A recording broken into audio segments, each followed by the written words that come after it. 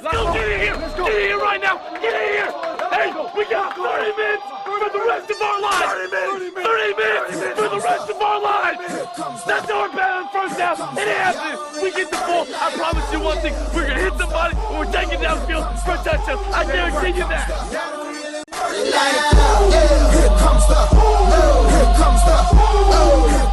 Hello, Spartan Nation, and welcome back to the Spartan Nation podcast. Before I get into the podcast, I want to thank you for all the likes, the comments, the shares, the support. When I started this, I really didn't think it was going to get this kind of support, so I thank you for that. I want to kind of cover this to a year thing, to where I'm covering all the different kinds of sports. But in order for that to happen, I have to take different steps. And for me to get to those steps, I'm going to wait until see what kind of reaction I get after this podcast. If I'm getting the same kind of statistics, then I will take those next steps going into next week. I will let you know that in a post next week. But now let's get into the podcast. You're going to hear from Coach Rao, Coach Newton, the offensive player of the game, Kyle Wagner, the defensive player of the game, David Schringa, and the offensive lineman of the game, Trevor Kaloje. These were picked by the coaches, not by me. But if you want to nominate a player for the game that's coming up Friday against Delphi, I will send out a post on Saturday, and all I need you to do is comment down below, and I will go through the gameplay. I will break it down, and that's who you're going to hear from. You're going to hear from both coaches, and you're going to hear from the offense, defense, and offensive linemen of the week, because, you know, offensive linemen, they need a little love. But now let's get into the game statistics here. On Friday night, a matchup that kind of turned into a Saturday matchup, the Spartans came out on top 34-12 against the Frontier Falcons. As the Falcons went blow for blow with North Newton in the first half, the second half, well, not in the second half, right before the game was delayed into Saturday, Frontier scores. Then coming out on Saturday, a huge play by defensive lineman Matthew Berry, who batted down a ball on a 2-point conversion on a pass, was probably one of the big table turners in this game. As you're going to hear later on in the podcast from the interviews of the players, how they talked about how that kind of sparked the team.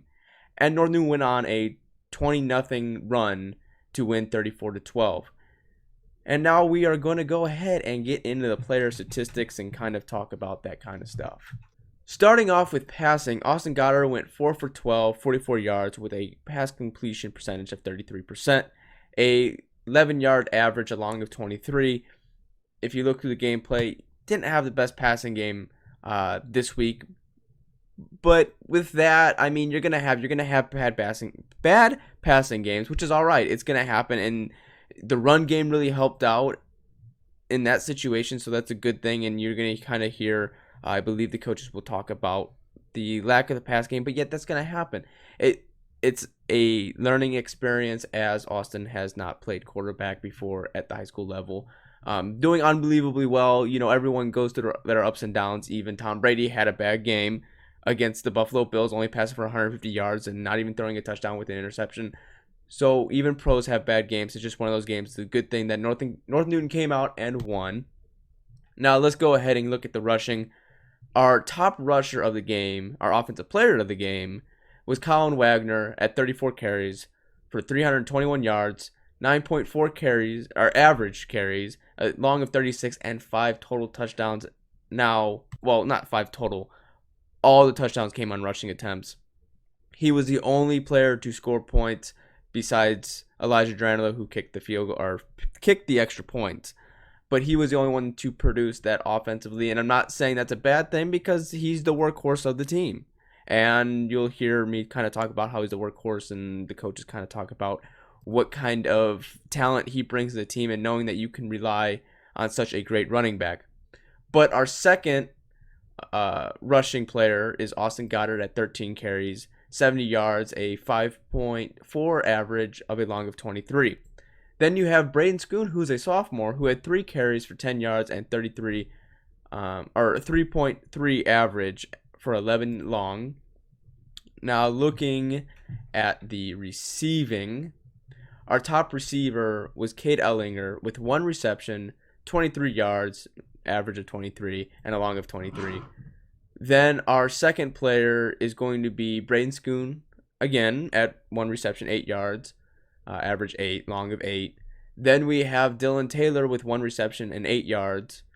with average of 8 and a long of 8. And then we have Colin Wagner with 1 reception, 5 yards, 5 average, 5 long. Now we can get into the top 2 people that produced the most total yards. Austin Goddard had 114 with pass and rush. And then Colin Wagner had 326 with 321 rush, 5 receiving yards. Dylan Taylor with the interception at the end of the game. Also, Elijah Dranilo had an interception on a 2-point conversion earlier in the game, but they don't really count that. But we're going to count that. We're going to give a shout out to him, let him know that that stuff is not missed here. Also, Elijah Dranilo went 4 for 5 on extra points and missed his only field goal attempt. As I said, Colin Wagner had 5 total touchdowns. With that being said, I said in the last podcast, I said this game was going to be close at halftime. I said don't be afraid if the game is close at halftime. I think it was one of those humbling wins that, they kind of smacked you in your mouth. You got to go home, reset yourself, come back and play a dominant game, which they ended up doing, which they can't allow that to happen against Delphi because if you all remember from last year, Delphi came out on fire. We came out flat, and we came close in the second half, but I don't think that's going to happen. But we are going to go ahead and get into the interviews, and we're going to start it off with the man of the game, the offensive player, Colin Wagner, and here is my interview with him. Now 2 weeks in a row, I'm here with Colin Wagner, who was the workhorse of the offense this past week. Over 300 yards rushing, over 34 carries, and 5 touchdowns. The only one to score for North Newton. How, being that workhorse and kind of the Friday, Saturday aspect, what was going into your head going into this game? Just like going into any other game, I told my line if they block a hole, they give me a hole. And I get into the secondary, I'll work my tail off, and I won't stop. And all I need for them is just to make a hole, and I'll do the rest. Yeah, without not having much of a pass game, there wasn't really much of it. You had 1 reception for 5 yards, but it just seemed like the passing wasn't working, and so they really had to key on you. But even at that, your workhorse ability, you were averaging 9 yards a carry, which is something you've been doing since you've been a sophomore. You didn't really get a chance your freshman year because of Justin Harrell, but still, the consistency and the workhorse of your efforts through this entire your career at North Newton, how does that make you feel? Again, I just have to give all my credit to my line. I know I do break quite a few tackles, but they give me a hole, and I'll do the rest. So, and I've just always played like that. I've always played hard, and I always will. So, I should mention again why I'm interviewing you again for the second week is because you were named the Offensive Player of the Week by the coaches, which is always a big thing. And you can almost say that you could be the Offensive Player every week, but this week was more important than the rest because they came out, guys smacked you guys in the mouth, and then you kind of came back and answered, and that Friday was kind of a back and forth, but then coming into Saturday, you guys really bared down and the ability to put up those points and leave them with nothing. How does that make you feel going from, how was the Friday night atmosphere to the Saturday morning atmosphere? Going into Friday, it was their homecoming, and you could tell they came to play in our defense. I don't know what was going on there. We just kind of came out a little flat. And then we had that rain delay, the first one for half an hour. And then after that, we came out, and I think we were playing a lot more sharp, and we were able to score. And then they ended up scoring again, and then we scored. And then they were going for 2, and then we went for another rain delay. And then they ended up canceling the game, and we came back that Saturday morning, and we knew that 2-point play was really going to be a big play to determine how the outcome of the game was going to be. If we stopped them, it was going to be a big momentum for us, and if they got it, it was going to tie the game for them. And we came out, and our defensive end, Barry, he swatted the pass down, and it was just a big play, and then we came out from there, and we just didn't stop scoring, and we just took off from there. Now looking into Delphi, last year you guys kind of came out really flat in the second half, or the first half, and really gave it to them in the second half, but just came up short. What is your message to the team coming into this week? What are you saying? What are you saying in practice to get them motivated for this game? Because this is a game that you guys kind of want back from last year and have the ability to beat them again this year, and hopefully by big, but if not, but still going to be a close game in certain aspects. What is your message to this team? We just got to come out strong like we always have been. We can't come out like we did last year. We came out expecting them to lay down, and they did, and they played hard. And this year it's going to be the same battle. We're just going to have to come out hard and smack them in the mouth and just play our game of football. And now we are going to hear from offensive coordinator Coach Newton. And since we did get him last time, I kind of threw in a little backstory. So here's my interview with him. All right, TJ. Now, I already got the backstory with Coach Rao. I'm going to get a little backstory from you. You played under Coach Rao at Lewis Cass. How was he as a coach then, and how is he a coach now? How much of a difference is there? There's really no difference. There's a lot of similarities. How he coached us at Cass and how he coaches here, he's the same guy. Coming from a program of success and then coming here, your beginning years, and not really, the success was kind of starting to come, but it wasn't fully there. How was that? How was the environment for you? Has it changed at all, or is it still kind of a bit of the same? I think it's steadily improving. My first year here, we won 8 games, and I think they won 3 the year before that. And we had a great atmosphere then. Ever since my first year here, I think we've had a pretty good atmosphere and good support from the community. A little bit do people not know in the sectional win when we won in 17, Jeff Bean had to take a little bit of an absence from the offensive coordinating position, and you ended up stepping in, and we beat Whiting and then went on to win sectionals. How did that feel coming in and being the offensive coordinator and helping win this team to a sectional win? Well, when your first varsity game as offensive coordinator is Whiting, definitely was pretty nervous, but then we were able to execute what I planned pretty well. We got that first touchdown, and then it was just we kept rolling after that. Going on to this season, you lose your starting quarterback, Ben Vanderwald, to graduation. You lose a lot of your offensive line. Now you've changed to more of a wing tee that's out of the gun. What was your motivation behind that? Well, we also graduated a lot of offensive linemen, one being All-State Derek Keene, and we thought with the lack of experience that we were going to be playing on the line this year, it would kind of help widen and open up running lanes. And on the other side of that, have quite a bit of speed on this team, especially for being a 2A school. We got about 5 guys that we feel like can score from anywhere on the field, given the ball at any chance. Now going into Frontier, the passing game has been really good up to this point, and it was a little bit lackluster this week. But yet again, Colin Wagner stepping in as a workhorse has he had for the past 3 years here. How does that security blanket help you guys when calling plays? Well, Colin, he's a worker. He works hard in everything he does, whether it's the weight room, classroom, on the field. Having him there with that consistency, knowing that he'll give you at least 3 or 4 yards, even if there's nothing there, just because all the work he's put in, he'll square his shoulders and go get his positive yards, and really that just helps us with our tempo and everything. As long as we're getting positive yards, we're not getting negative and penalties, our offense tends to roll pretty well. Now looking into Friday, obviously the game was delayed and then it got canceled Saturday. Where was the difference between Friday and Saturday? Because Friday you guys were kind of getting smacked in the mouth, but you guys would answer back, but Saturday was kind of a different story. Friday we seemed to come out a little lackluster. Offensively, we were rolling. We scored the 2 times we had the ball. Frontier did a really nice job of keeping the ball away from us. We scored quick most of the time on big explosive plays, and we were able to do that, but Frontier kept the ball away from us. I think in the first half there we only had 3 or 4 possessions.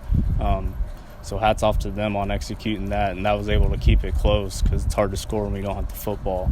And then Saturday we came out, Matthew Berry knocked down their 2-point conversion that would have tied the game. After that we got the ball and drove it right down the field. Had a couple big runs from Colin Wagner. Had some really good blocks from our offensive line that sprung him. And from after that point, we just kind of rolled from there. Now moving on to Delphi, last year, come out very flat in the first half. In the second half, you guys came in but came a little short. What is your message to this offense to get things going when you have opportunities to keep moving and scoring points? Yeah, last year It was weird because we came out, like you said, really flat. The focus wasn't quite there, and we dug ourselves a hole. We came out in the second half and came back there and had a chance at the end to tie it up, and weren't able to do that. But what I told them is, we ran the same plays. We're not a team that just puts in the flavor of the week. We have our plays that we run, and we expect to do them well. And the focus changed, and we were able to do that. And so this year it's going to be make sure we're focused, cleaning up our technique. One of the things we really want to work on is holding our blocks longer as a team, from the line to the receivers, making sure that we're holding our blocks longer, blocking to the whistle. So that's our message this week is we're going to do what we're going to do.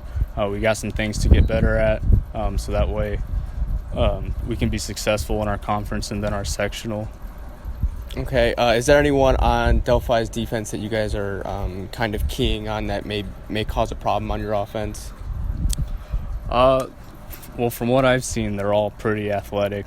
Their D-line, they move around a lot. They're aggressive, they attack, and their backers are flying around. They're well-coached, well-disciplined. Got a lot of respect for the Delphi coach there, Coach Strasser. So they're going to be well-coached, so really it's all of them. I mean, they're athletes, they make plays, they play hard. He has a good culture going on there. And now moving on to the defensive player of the game, we are going to talk to David Schringa. And David has a little sense of humor, a little bit of swagger to him. There's a comment where he says he's the best player of the team. Don't take that to offense, anyone who's listening. That's just kind of his style, how he likes to play things off. He likes to have a little bit of fun. So here's my interview with David Schringa. So going back and looking at Friday's game and into Saturday, did the Friday-Saturday affect you in any way? Well, I got 1 hour of sleep from Friday to Saturday, so I think that's going to be my new specialty. Okay, the lack of sleep, play. With looking over gameplay and all this, you kind of play all over the line. You play nose, you play end, anything in defense is what you really play. Does that versatility help you at all in aspect of learning different things, or just kind of come natural to you? I think it helps me because it helps with the quickness and it helps me with I have to step up and be a big man when I'm tackling nose, so I think it helps me all around. Okay, so the big thing I'm going to take away for right now is we're going back to the KV game, all right? You were playing on the offense. I forget who ended up. I think it was Goddard in front of the ball, and you picked the ball up, and you had one man to beat, but you couldn't beat him.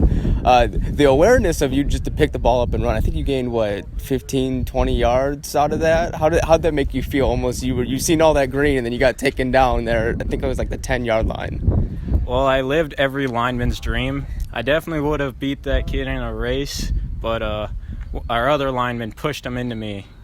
As you took a year off last year and didn't play, what is your motivation coming in this year now playing? I don't want to have any regrets, and I figured the team would be best off with me out there because I'm one of the best players on the squad. There you go with the sarcasmism right there with David Schringa. He just loves to do that. But on top of that, going into next week against Delphi, what is your goal defensively to help stop the passing of Delphi and a little bit of the run game that they have? One thing that I definitely need to work on is shooting my hands. At the beginning of every game, I'm kind of terrible at it, but towards the middle to the end of the game, I usually catch on and I can play the lineman better and I can get my hands on better. So hopefully that will help this week. And now here is my interview with Trevor Kaloje, offensive lineman of the game. And it's important for offensive linemen to get this recognition. I was going to do defensive lineman of the game, but yet the defensive lineman can kind of get in. They can be a player of the game defensively. Offensive linemen, you really don't hear that from them. They are what makes football work offensively. If you cannot be able to snap the ball, if you cannot block your blocks, your running backs are not going to be able to go anywhere. No matter who you are, no matter if you're Walter Payton, no matter if you're Barry Sanders, Bo Jackson, whoever you are, if you don't have somewhat of an offensive line, you're not going to be successful. And this is why I want to put this out as recognition of the offensive line, because they are in the trenches, they battling every play. And Trevor is the center, so this is my interview with him. All right, so you've been named offensive lineman player of the week by Coach Rao. What does that mean? What does that mean for you? I don't really know. Okay. Hey, it's some tricky questions. It's just the feeling, because this is more because offensive linemen, you guys are in the trenches battling things out, and it's good for you guys to get recognized because it's important. Without you guys, you wouldn't have a running game, you wouldn't have a passing game, you wouldn't have all this stuff. But going into years previously, you've had concussions, you've had blood pressure issues that have kind of kept you out of most years. But have you been fully healthy this year? Yes, for the most part, I've been pretty healthy. I've been happy to play a full season for once, get out there and do my thing. Going over the Frontier tape, I can understand why you were named the Offensive Player of the League, because you're as the center, you get the ball to Goddard all the time, and there's not really much of missnaps that I see over the year. But you were wide open holes up the middle. You were pushing your lineman back. I don't see you go back, anything. What was the battle like up front? It was pretty physical, kind of tough at times, but you just got to keep going through it, keep working hard, block as long as you can. That way you can give your running backs a chance to get through and make some yards and plays.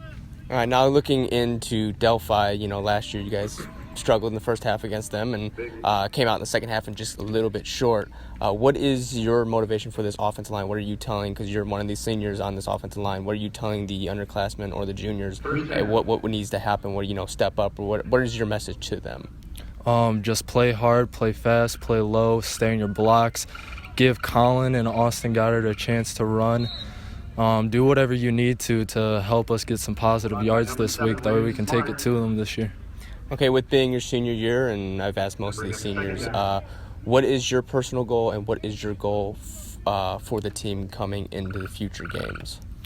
My personal goal would be to have a successful year, come out with a winning season, and we've done pretty well so far. We're 4-2. And then my goal for the team, as I'm sure all the other seniors have said, win state this year. And I think we have a pretty good shot at it. Sectionals are going to be pretty tough, but if we do well in the sectionals, I think we'll come out pretty well in the end. And now as we look at Delphi, they are 4-2, 3-2 in their conference. And to open up the season, they had 2 games where they won against Benton Central, 20-0, Carroll, 20-9. Their first loss came against Eastern, a 28-14 loss. A loss against Sheridan, 36-35. A win against Tri Central, 28-0. Clinton Prairie, 45-29. This game will be at Delphi. I know we went to Delphi last year, but there was a couple. When we first got them in, I think we had them for 2 years in a row at home. So I think it was just kind of a payback to get them back in, and so on and so forth. With that one, now we are going to go ahead and get into their team stats and some of their player stats. And as we look at their passing offense, per game they pass about 202 yards a game, which is going to be a bit of a struggle for Northern because they really don't face a lot of teams that have passed the ball this year. So it's going to be a big week of cracking down on corners and safeties to read their keys and make sure that they don't pass the ball all over them, because they do have a very good pass game. The quarterback can throw very well, and he can run. It's just going to be very important for them to read their keys and all that other good stuff. If we look at their rushing game, they rush just under 100 yards at 99.3 yards a game. So it's going to be if we can stop the run and really focus on the pass, I think we can come away with this. Now, as we look at their total offensive yards, they have 596 rushing yards, 1,216 passing yards, 1,236 receiving yards, and in total yards, 1,812. That is a total per game of 302 yards. Their defense has done very good jobs of intercepting the balls. They have 12 interceptions on the year, 147 interception yards. So every time they get an interception, it's mostly a big one. They average about 2 interceptions a game. They haven't caught. They have 4 fumble recoveries. Haven't caused many fumbles. Only one of those. So that's something you got to watch out for with the passing game, as the passing game was kind of lackluster last week. But if we can keep the passes short and make good reads, it shouldn't be too much of an issue. Going on to what I think about the game, like I said, if North Newton has the ability to win by big because they lost most of their players. The big big wide receiver running back from last year was not there anymore. Their team is led by quarterback number 9, Jordan Roth. He is passing 138 times. He has passed 138 times. 76 of those were completed for 1,216 yards, a pass completion of 55%. He has 3 interceptions, 13 total touchdowns. Rushing is led with 230 yards by senior Isaac DeKelp. He has 56 carries, a total of 230 yards, average of 4.1, and has 3 touchdowns. Their top receiver is Jaden McLean, who has 21 receptions for 405 yards, 19.3 average. Average a game is 67.5, and 5 total touchdowns. So, but with that being said, at going to Delphi again, that long bus drive down there, if they can stay motivated, I hope they learned from last week that yes, they won, but really, if it wasn't for the break, and if it wasn't for Colin and the offensive line, I don't think they would have been in that situation. So, in that standpoint of things, I think it might be more of a humbling win. And now you're going to hear an interview from your head coach, Coach Rao. So going on from last week against Frontier, you guys kind of got smacked in the mouth. You answered back. You got smacked in the mouth again. You answered back. But then the game got delayed, then canceled. What was your message to the team Friday and into Saturday?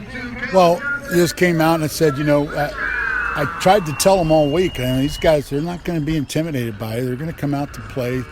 Coach Burgess being new there, he's got them, they're playing hard. They're going, said, we better be ready to play. We better bring our A game. And man, that first quarter, that first part on Friday night, we just didn't do that. So I told them coming back Saturday, I said, you best be ready to go because they're going to be, itching for the win, and they're going to be, they expect to win the game. So they came to play. So we need to turn it up another notch. Fortunately, we were able to do that. From that, what do you take away from that team that you're telling them that you're trying to improve on for this week against Delphi? Well, it's that, you can't take any game for granted, no matter who you're playing. It doesn't matter who your opponent is. Our job is to get better every week and play better than we did the week before. And I told them on last Friday night they didn't do that. They did not play better than the week before. Now Saturday, I think we did. We made a lot of strides, a lot of improvements and things. And this week it's the same thing. You're playing Delphi. They're going to expect to win. They don't know who you are. They don't know any of you guys, so they're not scared of anybody. So, they're going to come to play, and we got to bring our A game every week. Got to play better than we did last Saturday to compete, and then we'll see what happens. Now looking on to Delphi, going through their film, they seem like they passed more. The read option they had last year really doesn't seem to be there. It's just more of they're just going to hand the ball off, run it, and then try and pass it. What are you looking at defensively to shut down first? Well, again, I think you have to shut down the run. We got to make them not be able to run the football so we can make them more one-dimensional. If we know they're going to throw, it's a lot easier to defend if you know they're going to pass. What I've seen on the film, I got 2 games. Their running game is pretty limited. They're going to run trap and power and buck sweep and jet. That's pretty much all they run as a running plays, But the quarterback can pull it out on the power. They'll do a power read, and they'll do some different things with that. But they do. They like to throw the ball around. They're going to spread it out much like we do. They're going to have 4 receivers about every play, and they're going to make you cover them the whole field. So hopefully, we'll be prepared for that. As far as defensively, who kind of gives you the who are you really focused on to really shut down this week?